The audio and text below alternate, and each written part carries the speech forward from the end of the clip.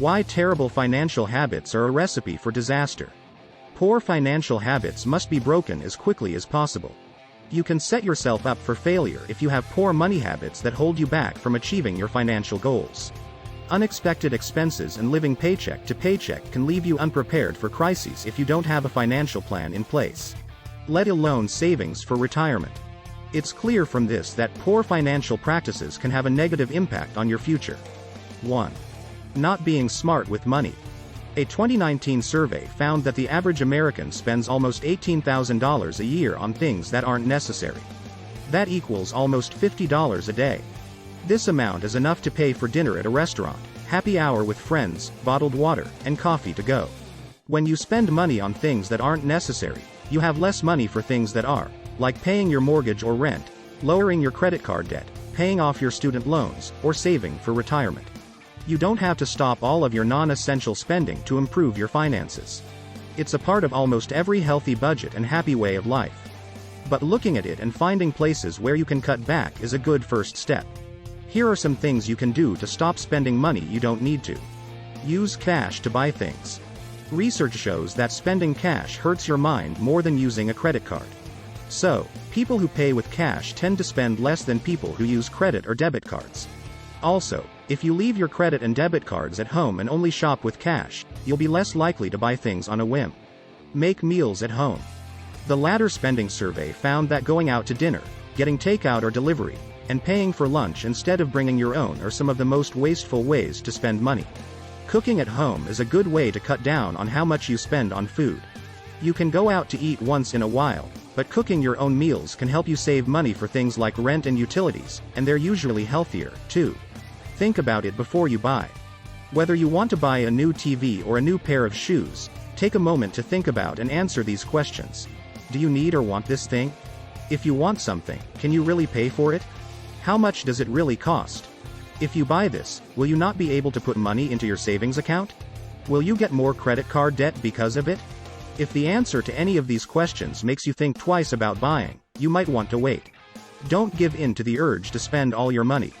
Even though it's always nice to save money on something you like, don't buy something just because it's on sale. Don't buy anything you don't really need. Look at all the memberships and subscriptions you have. The latter survey found that Americans spend more than $325 a month on memberships and subscriptions. This includes cable TV, video streaming services, and gym memberships. If you cancel even a few memberships and subscriptions, you could save hundreds or even thousands of dollars a year for more important things. Not saving money in case of an emergency. Unexpected costs always seem to come up when you least expect them. An emergency can easily cost you thousands of dollars, whether it's a broken leg, 2 flat tires, or a sick cat. If you don't have much money set aside for emergencies, these costs could affect your budget for years to come. If you don't have an emergency fund, you might find yourself in a tough financial situation. For example, you might have to pay a hospital bill with a credit card with a high interest rate or fall behind on your rent. In the end, it can force you to choose which bills to pay and which ones to skip, which is never a good situation to be in. But don't feel bad if you don't have an emergency fund. It is thought that 25% of Americans don't have any emergency savings at all. How to stop doing it? This question has a pretty easy answer. Set up an emergency fund to save money for bad times. Usually, you'll want to keep your emergency savings in a separate account from the rest of your money so you can't use it for day-to-day spending. How much you should save for an emergency fund is probably different from how much your sibling or best friend should save. A typical amount for an emergency fund is 3 to 6 months' worth of living expenses.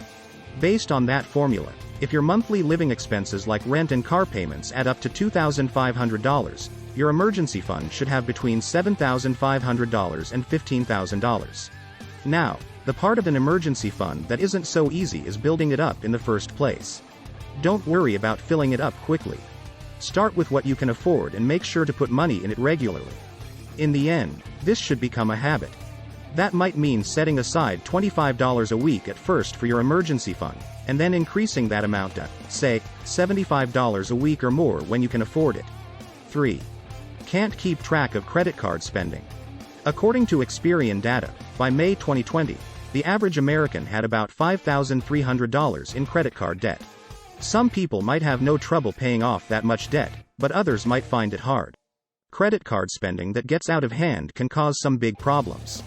If you charge too much on your credit cards, you can use credit cards that have high interest rates.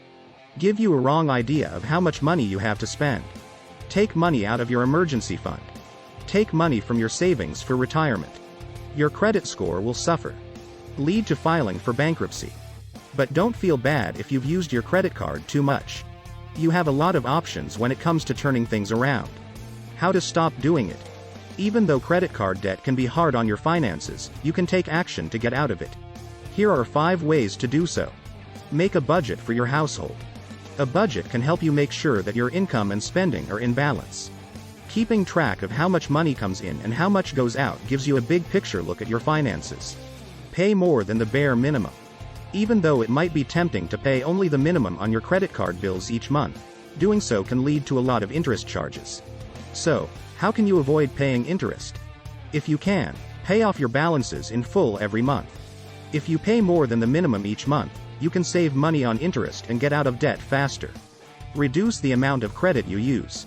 Set a strict limit on how much you can charge on your credit cards every month to keep your spending in check. Take out all of your credit cards. Leaving your credit cards at home or locking them away in a place that is hard to get to is a surefire way to stop yourself from using them. Taking that a step further, you might choose to freeze a credit card so that you can't use it to make any charges. Delete the information about your credit card. If you tend to spend a lot of money, the ease of online shopping could be a big reason why. To fix this, you can remove your payment information from retailer websites or the autofill feature in your browser. If you do this, every time you buy something online, you'll have to type in your credit card information and billing address by hand. This will make it impossible to buy things with just one click, which might make you less likely to buy things on a whim. 4. Not saving up for the future. You might want to buy a house someday. Or maybe you want to pay for your kids' college. And it's likely that you'd like to retire someday. Most of the time, these goals take years to plan and decades to save for. But many Americans aren't ready for what will happen in the future.